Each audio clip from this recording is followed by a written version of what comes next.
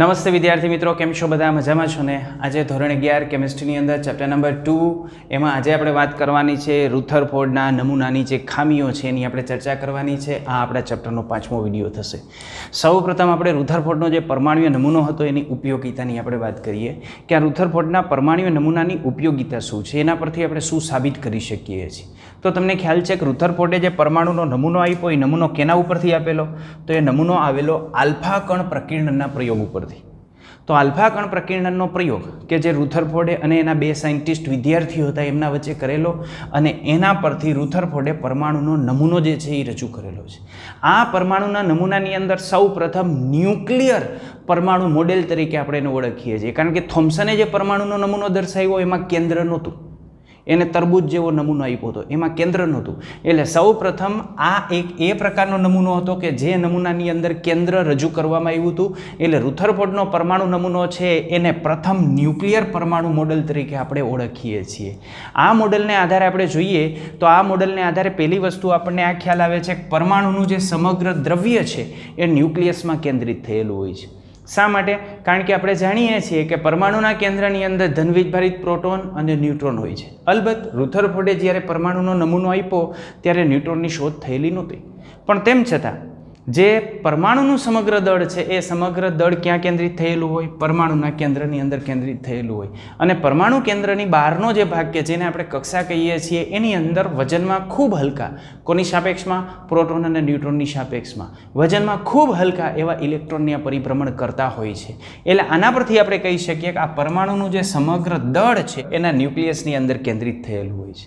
અને આ પરમાણુ જે ન્યુક્લિયસ છે એ ન્યુક્લિયસ પરમાણુના કદની સાપેક્ષમાં ખૂબ નાનું હોય. આપણે જોઈ ગયા ને કે પરમાણુનું કદ આપણે માનો કે 10⁻10ની આપણે જે છે એની ત્રિજ્યા લઈએ, પરમાણુની ત્રિજ્યા આપણે 10⁻10 મીટરની લઈએ તો કેન્દ્રની ત્રિજ્યા 10⁻15 મીટરની થતી હતી. તો આને આધારે આપણે કહી શકીએ કે આ જે ન્યુક્લિયસ છે એ ન્યુક્લિયસ કદમાં ખૂબ જ નાનું છે.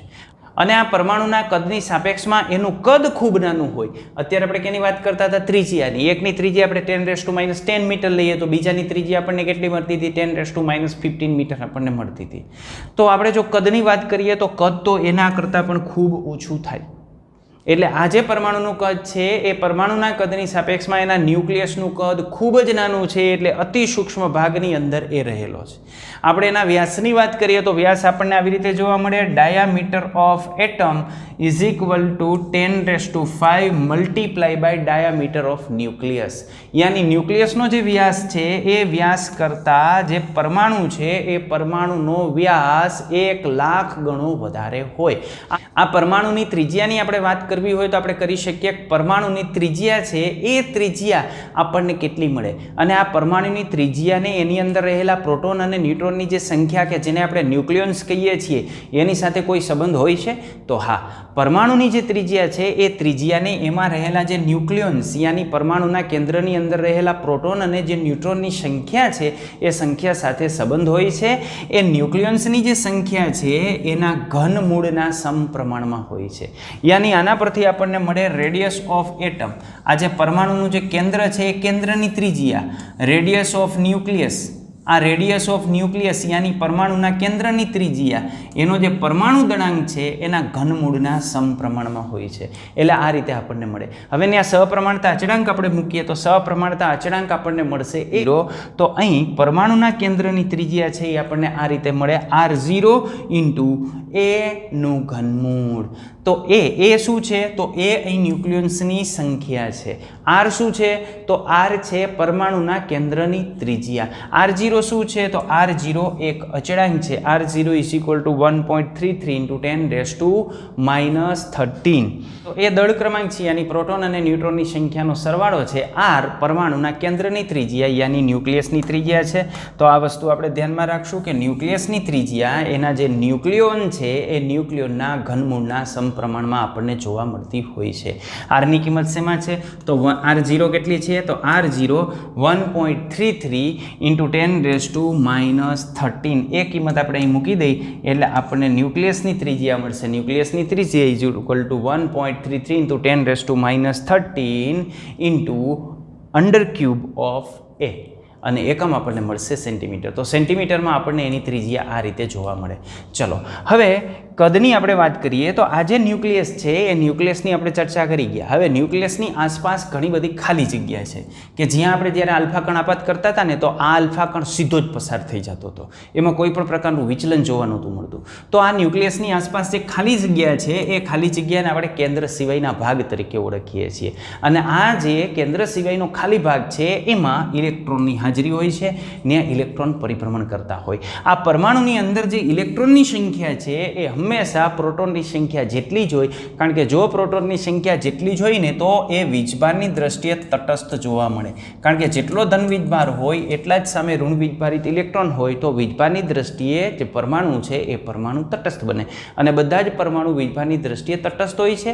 એ ઇલેક્ટ્રોન સ્વીકારી અથવા તો ગુમાવીને એમાંથી ધનાયન અથવા ઋણાયન ઉત્પન્ન કરતા હોઈએ છીએ. આ ન્યુક્લિયસના જે મોટા ભાગનું જે દળ છે ને એ દળ પરમાણુના કેન્દ્રની અંદર કેન્દ્રિત થયેલું હોય. એટલે આ જે ન્યુક્લિયસનો ભાગ છે ને, ન્યુક્લિયસનો ભાગ એ પરમાણુના દ્રવ્યમાન માટે જવાબદાર હોય છે. જ્યારે કેન્દ્ર સિવાયનો જે ભાગ છે, આ કેન્દ્ર સિવાયનો ભાગ, એ કેન્દ્ર સિવાયનો ભાગ એ એના કદ માટે જવાબદાર હોય છે. કારણ કે કદ ખૂબ મોટું છે, ન્યુક્લિયસ કરતાં તો અનેક ગણું કદ મોટું છે. એટલે કદ માટે જવાબદાર કોણ છે? આ કેન્દ્ર સિવાયનો ભાગ.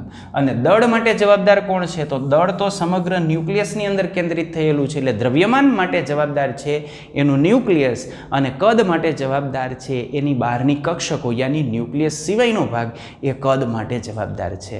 આગળ આપણે વધીએ તો આ પરમાણુના જે કદની વાત કરીએ, આપણે ત્રિજ્યાની કમ્પેરિઝન તો કરી ગયા હતા. પરમાણુની ત્રિજ્યા જે છે એ 10⁻10 મીટર હોય તો પરમાણુના કેન્દ્રની ત્રિજ્યા 10⁻15 મીટર હોય. હવે આપણે એના કદની વાત કરીએ તો પરમાણુના કદની આપણે કમ્પેરિઝન કરીએ તો એનું કદ ન્યુક્લિયસનું જે કદ હોય એ ન્યુક્લિયસના કદના 10⁻15 ટાઈમ વધારે હોય, યાની 10⁻15 ગણું જે છે એ કદ વધારે હોય. અને વાસ્તવમાં મેજર તો આપણે કદ જ કરવાનું હોય. તો આ કદ આપણને કેવી રીતે મળે? તો કદ આપણને આવી રીતે મળે, volume of atom. Volume of atom એટલે સમગ્ર જે પરમાણુ છે એનું કદ, એને ભાગ્યા વોલ્યુમ ઓફ ન્યુક્લિયસ યાની પરમાણુના કેન્દ્રનું દળ. આનો ગુણોત્તર આપણે લઈએ તો આનો ગુણોત્તર આપણને કેવી રીતે મળશે? તો આનો ગુણોત્તર આપણે વોલ્યુમ ઓફ એટમ, એટમ યાની પરમાણુનું કદ, તો પરમાણુનું કદ આપણે 10⁻10 લઈએ અને ન્યુક્લિયસ છે એની ત્રિજ્યા આપણે 10⁻15 લઈએ તો કદ તો આપણને કેવી રીતે મળશે? આ ગોળાકાર હોય તો ગોળાકારનું કદ આપણને કેવી રીતે મળે? 4/3 πr3. એટલે આમાં શું આવશે? r3.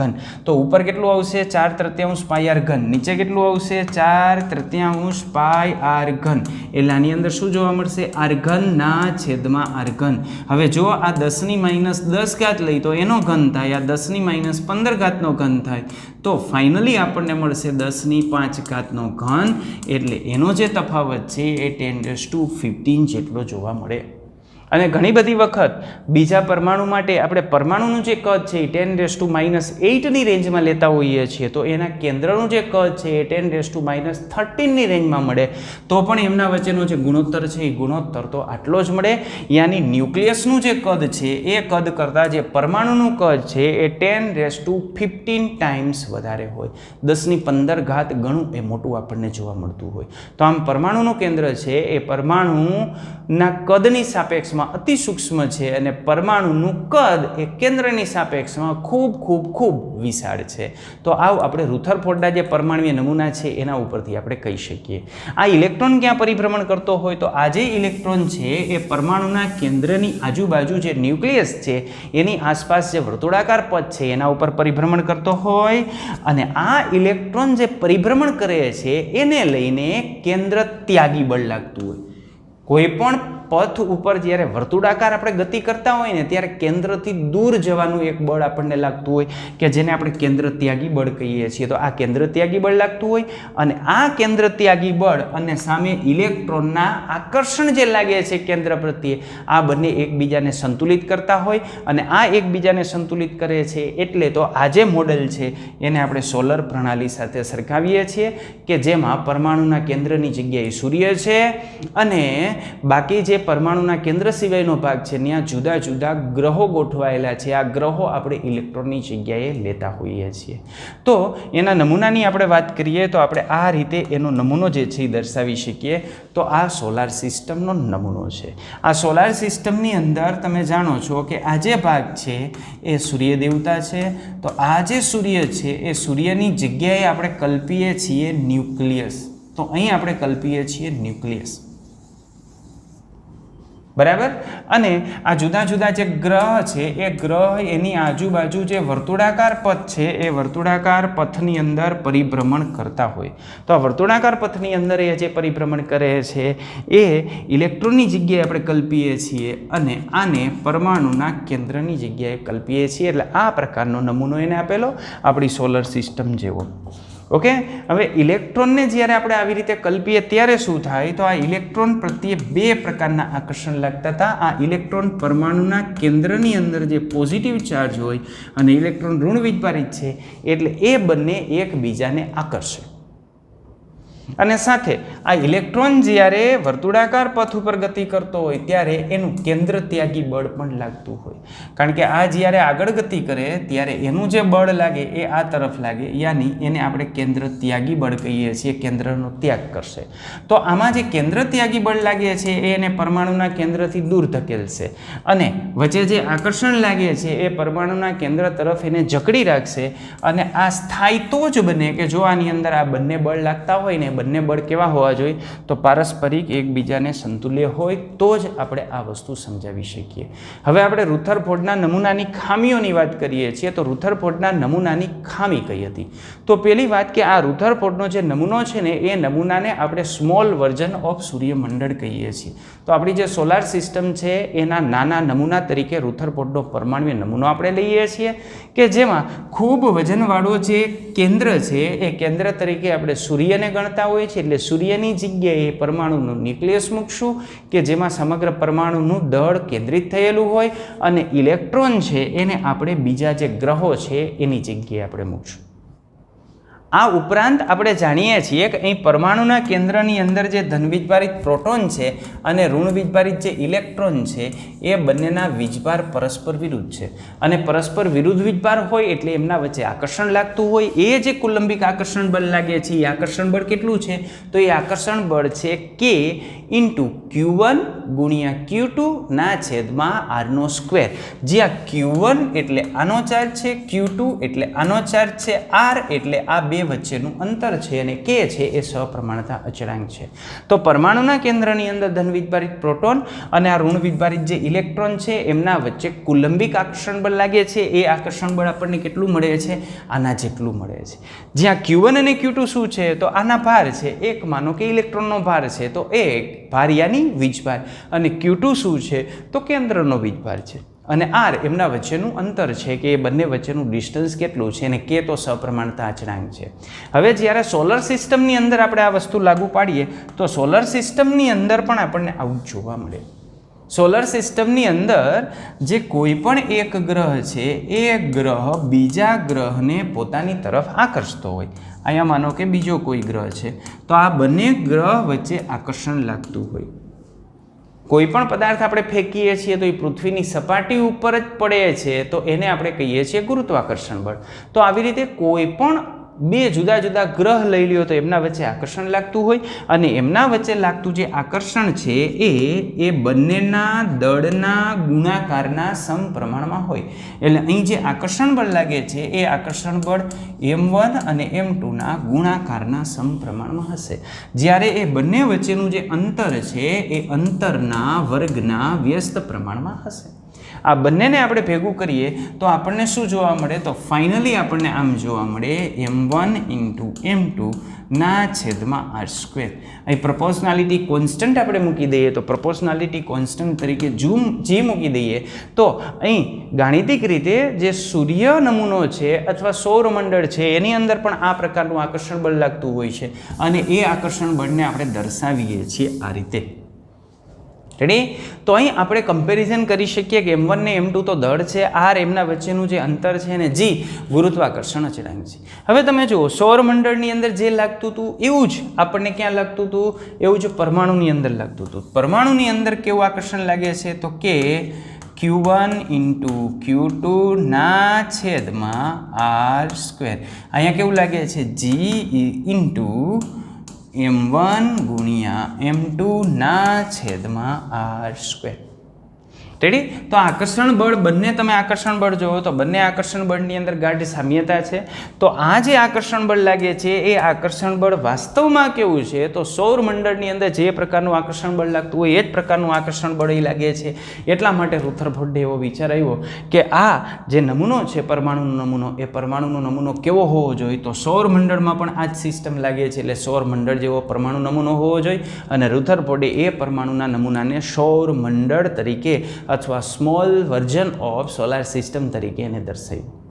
હવે જો આપણે આ જે ચીર સંબંધી યંત્રશાસ્ત્ર છે એ સોલાર સિસ્ટમને લાગુ પાડીએ તો સોલાર સિસ્ટમને લાગુ પાડીએ ને તો એ એવું કહે છે ગ્રહો સૂર્યની આજુબાજુ વર્તુળાકાર પથમાં પરિભ્રમણ કરે છે. પણ ક્યાં પરિભ્રમણ કરે છે? વ્યાખ્યાયિત કરેલી જો ચોક્કસ કક્ષા છે ને ચોક્કસ કક્ષામાં જ પરિભ્રમણ કરે છે. એ કક્ષાની બહાર અથવા કક્ષાની અંદર જઈને તો એ ગ્રહ જે છે એ ગ્રહ નષ્ટ થઈ જાય. એટલે એની નક્કી કરેલી જે કક્ષક છે એ કક્ષકમાં જે પરિભ્રમણ કરે, જો એના કરતાં નજીક આવે ને તો એ સૂર્યની અંદર ખેંચાઈ જાય, અને જો એનાથી દૂર જાય તો પાછળવાળા ગ્રહ છે એ એને ખેંચી લે. એટલે નિશ્ચિત કરેલી જે જગ્યાએ છે એ જગ્યાએ જે પરિભ્રમણ કરે છે. આવી જે કક્ષક છે એ કક્ષકને આપણે ગ્રહની કક્ષાઓ કહીએ છીએ, યાની એને ગ્રહ્ય કક્ષકો તરીકે આપણે દર્શાવતા હોઈએ છીએ. અને જો પ્રાયોગિક રીતે આપણે આ નક્કી કરીએ ને તો એ પ્રાયોગિક માપન સાથે પણ એકદમ બંધ બેસતું આવે છે. અને સૂર્યમંડળનું આ જે નમૂનો જોવા મળે છે એ જો આપણે કેન્દ્રીય નમૂના તરીકે સ્વીકારીએ, યાની પરમાણુનો કેન્દ્ર નમૂનો છે એને જો આપણે આની સાથે સરખાવીએ તો એમાં પણ એવું જ થાય કે પરમાણુના કેન્દ્રની અંદર જે છે એ ન્યુક્લિયસ છે, યાની આમાં પ્રોટોન રહેલા છે, ને કેન્દ્રની આસપાસ નિશ્ચિત કક્ષામાં જેવી રીતે આમાં ગ્રહ્ય કક્ષાઓની અંદર જુદા જુદા ગ્રહો પરિભ્રમણ કરે છે, એવી રીતે એની નિશ્ચિત કક્ષા છે એ કક્ષાની અંદર ઇલેક્ટ્રોન ઘૂમતા હોવા જોઈએ. હવે જ્યારે કોઈ પણ પદાર્થ આપણે લઈએ છીએ એ પદાર્થ જો કક્ષાની અંદર પરિભ્રમણ કરતો હોય તો શું થાય? તો કક્ષામાં જ્યારે પરિભ્રમણ કરતો હોય ને ત્યારે એ પ્રવેગિત ગતિ કરતો હોય, એટલે સતત ને સતત એના વેગની અંદર વધારો થતો હોય. માનો કે કદાચ આપેલો જે પદાર્થ છે એ પદાર્થ એક જ કક્ષાની અંદર અચળ ગતિથી પરિભ્રમણ કરે. જો એ અચળ ગતિથી પરિભ્રમણ કરતો હોય ને તો પણ એની અંદર દિશા જે છે એ દિશા બદલાય, એના કારણે એ પ્રવેગિત થતો હોય. એટલે પ્રવેગિત થવું તો નિશ્ચિત છે, એટલે સતત ને સતત એ પ્રવેગિત થતો રહીએ છે. હવે જો આ જ બાબત આપણે કેન્દ્રીય નમૂનાની અંદર લાગુ પાડીએ તો કેન્દ્રીય નમૂનાની અંદર જે ઇલેક્ટ્રોન છે એ ગ્રહની જેમ કક્ષાની અંદર ઘૂમે છે અને ન્યા પ્રવેગિત થાય છે. પણ આ જે ઇલેક્ટ્રોન છે ને ઇલેક્ટ્રોન વીજભારિત કણ છે. તકલીફ હવે અહીંથી પડે છે. ઇલેક્ટ્રોન છે, ઇલેક્ટ્રોન કેવો છે? વીજભારિત કણ છે. અને જે જુદા જુદા ગ્રહ છે એ ગ્રહ ઉપર વીજભાર નથી, પણ આ જે ઇલેક્ટ્રોન છે એ ઇલેક્ટ્રોન વીજભારિત કણ છે. અને આ મેક્સવેલનો જે વિદ્યુત ચુંબકીય સિદ્ધાંત છે એ જો આપણે એને લાગુ પાડીએ ને તો મેક્સવેલનો વિદ્યુત ચુંબકીય સિદ્ધાંત એવું કહે છે કે જ્યારે કોઈ પણ વીજભારિત કણ પ્રવેગિત ગતિ કરતો હોય ને, કોઈ પણ વીજભારિત કણ ગતિ કરતો હોય ને ત્યારે ચોક્કસ પ્રકારનું ચુંબકીય ક્ષેત્ર અને વિદ્યુતીય ક્ષેત્ર ઉત્પન્ન થાય, કે જેને આપણે વિદ્યુત ચુંબકીય વિકિરણ તરીકે ઓળખીએ છીએ. તો આ વિદ્યુત ચુંબકીય વિકિરણ ઉત્સર્જિત કરે, અને જો એ વિદ્યુત ચુંબકીય વિકિરણ ઉત્સર્જિત કરે તો એનાથી શું થાય? તો આ વિદ્યુત ચુંબકીય વિકિરણ ઉત્સર્જિત કરે તો એનાથી એની જે કક્ષક છે એ કક્ષકનું સંકોચન થતું જાય, અને ધીરે ધીરે જે ઇલેક્ટ્રોન છે એ ઇલેક્ટ્રોન પરમાણુના કેન્દ્રની અંદર જે છે એ દાખલ થઈ જાય. માનો કે આ આપણે જે છે એ પરમાણુનું કેન્દ્ર લઈ લઈએ, અને આ પરમાણુના કેન્દ્રની આજુબાજુ ઇલેક્ટ્રોન પરિભ્રમણ કરે છે. તો આ ઇલેક્ટ્રોન પોતાના પરિભ્રમણને લઈને શું કરશે? તો ધીમે ધીમે એની જે કક્ષક છે એ કક્ષકનું સંકોચન થતું જશે, અને આમ ઇલેક્ટ્રોન જે છે એ પરમાણુના કેન્દ્રની અંદર દાખલ થઈ જશે. અને કેલ્ક્યુલેશન પ્રમાણે આવું મેળવવામાં આવે છે કે જો 10⁻⁸ સેકન્ડનો સમય આપવામાં આવે તો આ સમયની અંદર અહીં કક્ષાની અંદર પરિભ્રમણ કરતો જે ઇલેક્ટ્રોન છે એ ઇલેક્ટ્રોન પરમાણુના કેન્દ્રની અંદર પહોંચી જાય. સમય જુઓ કેટલો, ખૂબ નાના સમયની અંદર પણ આ ઇલેક્ટ્રોન પરમાણુના કેન્દ્રની અંદર એનું શોષણ થઈ જાય. યાની આ જે ઇલેક્ટ્રોન તો વીજભારિત કણ છે, આ વીજભારિત કણ જ્યારે ગતિ કરતો હોય તો મેક્સવેલે જે કીધું એ પ્રમાણે વિદ્યુત ચુંબકીય વિકિરણો ઉત્પન્ન થતા હોવા જોઈએ. વિદ્યુત ચુંબકીય વિકિરણો ઉત્પન્ન થાય તો આ રીતે ધીમે ધીમે એ પરમાણુના કેન્દ્રની અંદર દાખલ થઈ જાય. બરાબર. એના માટે માત્ર ને માત્ર 10⁻⁸ સેકન્ડ જેટલા સમયની જરૂર પડે છે. હવે આ જે ઇલેક્ટ્રોન છે એ ઇલેક્ટ્રોનની ગતિને આપણે જો ચીર સંબંધી યંત્રશાસ્ત્ર અને વિદ્યુત ચુંબકીય સિદ્ધાંત આ બંનેને આધારે આપણે વર્ણવીએ તો શું થાય? તો જો બંને સિદ્ધાંતનો આપણે ઉપયોગ કરીએ કે એની અંદર જે ક્લાસિકલ મિકેનિક્સ છે એનો પણ આપણે ઉપયોગ કરીએ અને વિદ્યુત ચુંબકીય સિદ્ધાંત છે એ બંને ભેગા કરીએ અને એને આધારે આપણે વર્ણવીએ તો આપણે આવું કહી શકીએ કે આ કક્ષકોમાં જે ઇલેક્ટ્રોનની ગતિ છે ને એ ગતિને લઈને પરમાણુ કેવો બને છે? અસ્થાયી બને છે. તો આ ઇલેક્ટ્રોન કક્ષાની આસપાસ સ્થિર પરિભ્રમણ કરતો હોય અને જો ઇલેક્ટ્રોન સ્થિર હોય તો શું થાય? તો જો ઇલેક્ટ્રોન સ્થિર હોય તો ઇલેક્ટ્રોનનો વીજભાર ઋણ છે અને પરમાણુના કેન્દ્રની અંદર રહેલો જે પ્રોટોન છે એનો વીજભાર ધન છે. તો પરસ્પર વિરુદ્ધ વીજભાર વચ્ચે સ્થિર વિદ્યુત આકર્ષણ ઉદ્ભવે અને આ જે સ્થિર વિદ્યુત આકર્ષણ છે એને લઈને આ ઇલેક્ટ્રોન પરમાણુના કેન્દ્રની અંદર ખેંચાઈ જાય અને જો પરમાણુના કેન્દ્રની અંદર ખેંચાઈ જાય તો આપણને એક એવો ભાગ મળે કે જેમાં પરમાણુનું કેન્દ્ર પણ છે અને જેની અંદર ઇલેક્ટ્રોન પણ ખેંચાઈ ગયો. તો વાસ્તવમાં આ જે નમૂનો મળ્યો એ નમૂનાને આપણે શું કહીએ છીએ? વોટરમેલન નમૂનો, યાની થોમ્સનના નમૂનાનું નાનું રૂપ તરીકે આપણે એને દર્શાવી શકીએ. એટલે રુથરફોર્ડનો જે પરમાણુય નમૂનો છે એ પરમાણુય નમૂનાની આ ખામી છે. કારણ કે એને જે પરમાણુના નમૂનામાં પ્રોટોન અને ઇલેક્ટ્રોન વચ્ચે જે આકર્ષણ છે એ આકર્ષણ એને ધ્યાનમાં ન લીધું. એને સોલર સિસ્ટમ સાથે સરખાવી દીધો કે આ સોલર સિસ્ટમ જેવો છે, પણ સોલર સિસ્ટમમાં ધન વીજભાર ને ઋણ વીજભાર નથી હોતો. જ્યારે અહીં શું થાય છે? પરમાણુનો કેન્દ્ર ધન વીજભારિત હોય અને પરમાણુ કેન્દ્રની બહારના જે ઇલેક્ટ્રોન છે ઇલેક્ટ્રોન આપણને કેવા જોવા મળે? ઋણ વીજભારિત જોવા મળે. અને પરસ્પર વિરુદ્ધ વીજભાર વચ્ચે કુલંબિક આકર્ષણ બળ લગે ને આ કુલંબિક આકર્ષણ બળને એને ધ્યાનમાં ન લીધું એટલા માટે એ નમૂનો જે છે એ નમૂનો સ્વીકારવામાં આવ્યો નહીં. કારણ કે રુથરફોર્ડના પરમાણુ નમૂનાની અંદર ઇલેક્ટ્રોન કઈ જગ્યાએ પરિભ્રમણ કરતા હોય એની માહિતી આપણે એને આધાર આપી શકતા નથી. રેડી આટલી બાબત? તો આ રુથરફોર્ડના નમૂનાની બીજી આપણે વાત કરીએ તો બીજી ખામી એ છે કે એ ઇલેક્ટ્રોન રચના વિશે આપણને કશું જ માહિતી આપતો નથી. કે પરમાણુના કેન્દ્રની આજુબાજુ ઇલેક્ટ્રોન ગોઠવાયેલા હોય, પણ ઇલેક્ટ્રોન ગોઠવાયેલા ક્યાં હોય?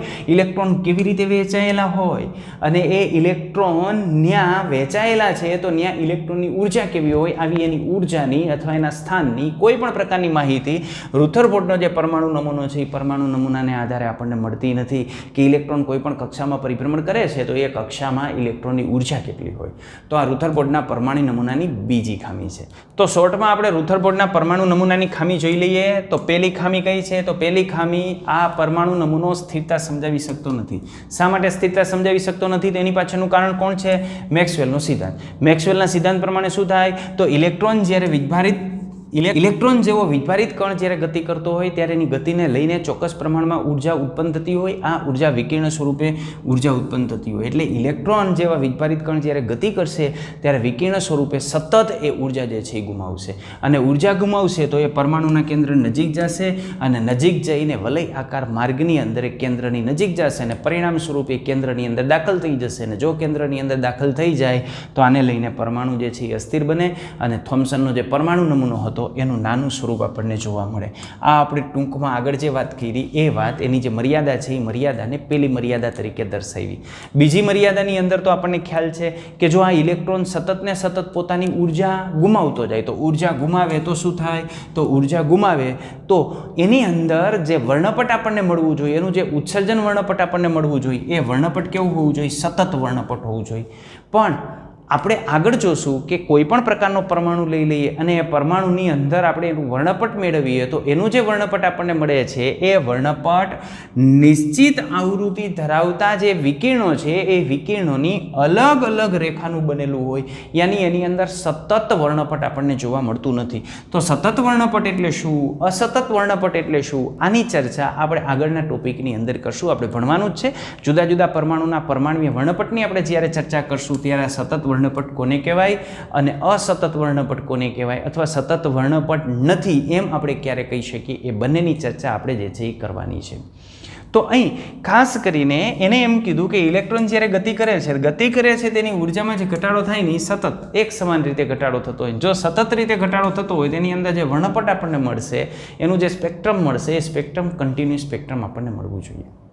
બરાબર? પણ એની અંદર તો શું થાય છે? વાસ્તવમાં એનું જે સ્પેક્ટ્રમ મળે એની અંદર નિશ્ચિત આવૃત્તિ ધરાવતી જુદી જુદી જે છે એ રેખાઓ છે એ રેખાઓ ચોક્કસ જગ્યાએ આવેલી હોય. ચોક્કસ જગ્યાએ આવી રેખાઓ જે છે એ આવેલી હોય. તો એ સતત શા માટે નથી થતું? તો એની પાછળનું કારણ એ છે કે વાસ્તવમાં ઇલેક્ટ્રોન આ રીતે ઉર્જા ગુમાવતો ન હોય કે જે રીતે રુથરફોર્ડે પોતાના પરમાણુ નમૂનાની અંદર આપણને કીધું. તો આ બીજી એક એની જે છે વર્ણપટ સંબંધિત ખામી છે, પણ આ ખામી આપણને ટેક્સ્ટબુકની અંદર નથી આપેલી, પણ હું અત્યારે એટલા માટે લઈ લઉં છું કે આ ઇલેક્ટ્રોન સતત રીતે જે છે એ ઉર્જા આ નમૂના પ્રમાણે ગુમાવે છે, પણ વાસ્તવમાં એ સાચું નથી. એ આપણે નિલ્સ બોહરનો જે પરમાણુ નમૂનો ભણશું તો એની અંદર આપણે જોશું કે નિલ્સ બોહરના પરમાણુ નમૂનાની અંદર જુદી જુદી કક્ષકોની અંદર ઇલેક્ટ્રોન પરિભ્રમણ કરે છે અને એ દરેક કક્ષકો નિશ્ચિત ઉર્જા ધરાવે છે.